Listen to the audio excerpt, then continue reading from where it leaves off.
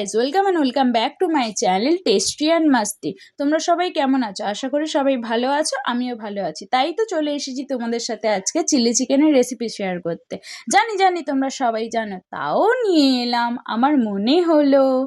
তো chilli chicken করতে সর্বপ্রথম লাগবে চিকেন। তো চিকেন নিয়ে নিয়েছি, তার উপরে দিয়ে দিয়েছি অ্যারারুট এবং অ্যারারুট বা কর্নফ্লাওয়ার যে যেটা বলতে পারো, এবং সব রকমের মশলাও নিয়েছি সাথে একটা ডিম।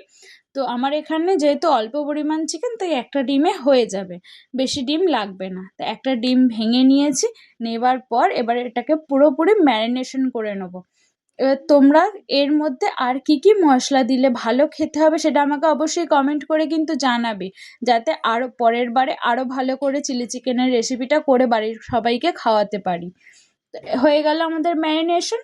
ঘরে এটাকে আমি আধ ঘন্টার জন্য রেস্টে রাখবো। যার যতটা বেশি সময়ে রেস্টে রাখবে ততটা বেশি ভালো হবে, এর তোমাদের ওপর নির্ভর করছে। চলো ওটা রেস্টে থাক, ততক্ষণ আমি সবজিগুলো কেটে নিই।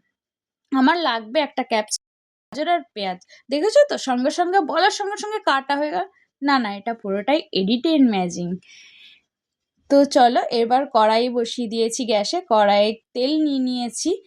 তেলেতে একটা করে চিকেনের পিসগুলো যেটা ম্যারিনেশন করা ছিল একটা করে ছেড়ে দিচ্ছে, দিয়ে আগে যেটাকে বাঙালি ভাষায় বলা হয় চিকেনের পকোড়া, তো চিকেন পকোড়াগুলো আর ভেজে নেওয়া হবে। দেখতে পাচ্ছ আস্তে প্রায় সবই চিকেন পকোড়া ভাজা হয়ে গেছে। এবার কড়াইতে যে তেলটা ছিল তার উপর কিছুটা তেল দিয়ে তাতে দিয়ে দেওয়া হচ্ছে পেঁয়াজ কুচি, ক্যাপসিকাম কুচি।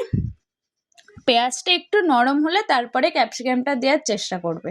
তো তার উপরে দিয়ে দেওয়া হচ্ছে টমেটো কুচি, এবং তার উপরে রসুন কুচিটাও দিয়ে দেওয়া হচ্ছে। কেউ রসুন কুচিটা প্রথমে দেয়, আমি রসুন কুচিটা একটু লাস্টে দিতে ভালোবাসি, কেন কিনা রসুনের গন্ধটা আমার ভালো লাগে। তার সাথে দিয়ে দিলাম টমেটো সস। আরও 3 রকমের সস দেওয়া দরকার। মানুষ 3 রকমের সস দেয় আমি জানি, কিন্তু আমাদের সয়া সস কেউ খায় না, সেই জন্য। আর মানে ডাক্তারের খেতে বারণ, সেই জন্য দেওয়া হয়নি। তো সয়া সস বাদ দিয়ে শুধুমাত্র টমেটো সস দিয়ে করা হয়েছে এটা।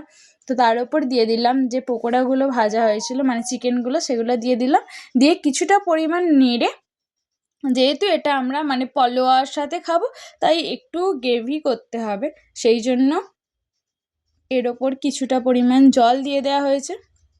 আর এই জলটা যখন ফুটে যাবে না, তখন এটা থিকনেস আনার জন্য অ্যারারুট একটা বাটিতে কিছুটা পরিমাণ কর্নফ্লাওয়ারই বলো অ্যারারুট বলো গুলে দিয়ে দিলে ভালো হবে। তারপর দেখতে নামিয়ে নিয়েছি। চলো দেখা যাক এবার কেমন খেতে হয়েছে টেস্টটা। আমি তো নিয়েছিলাম পলোয়ার সাথে চিলি চিকেন, জাস্ট অসাধারণ হয়েছিল। তো আবার দেখা হবে তোমাদের সাথে নেক্সট ভিডিওতে। Bye bye.